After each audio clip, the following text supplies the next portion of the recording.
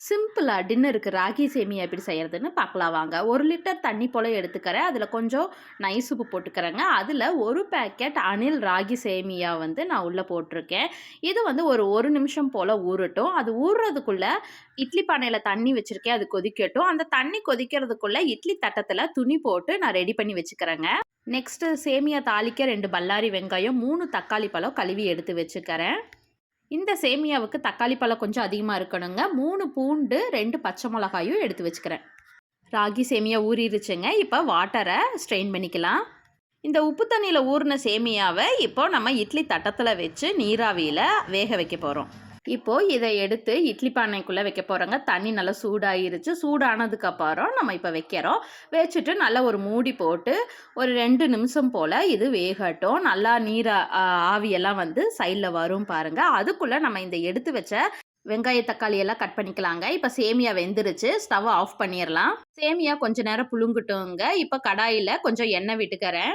எண்ணெய் விட்டுட்டு அதில் தாளிக்கிறதுக்கு தேவையான கடுகு ஃபஸ்ட்டு போடுறேன். கடுகு நல்லா பொரியட்டுங்க. நான் கடுகு பொரிஞ்சதும் கடலப்பருப்பு சேர்க்குறேன். கடலப்பருப்புக்கு அப்புறம் கொஞ்சம் உளுந்து பருப்பும் சேர்க்குறேன். இந்த தாளிதமெல்லாம் கொஞ்சம் நல்லா நிறையா இருந்ததுன்னா சாப்பிட்றதுக்கு நல்லாயிருக்கும். நெக்ஸ்ட்டு நறுக்கி வச்ச அந்த 3 பல்லு பூண்டையும் நான் போட்டு ஃப்ரை பண்ணிக்கிறேங்க. இது கொஞ்சம் வதங்கினதுக்கு அப்புறமா நான் வந்து கீறி வச்ச அந்த 2 பச்சை மிளகாயையும் சேர்த்திக்கிறேங்க. பச்சை மிளகாய் போட்டு வறுக்கும்போது அதோட விதைகள்லாம் தெறிக்கும். கொஞ்சம் தள்ளி நின்றுக்கங்க.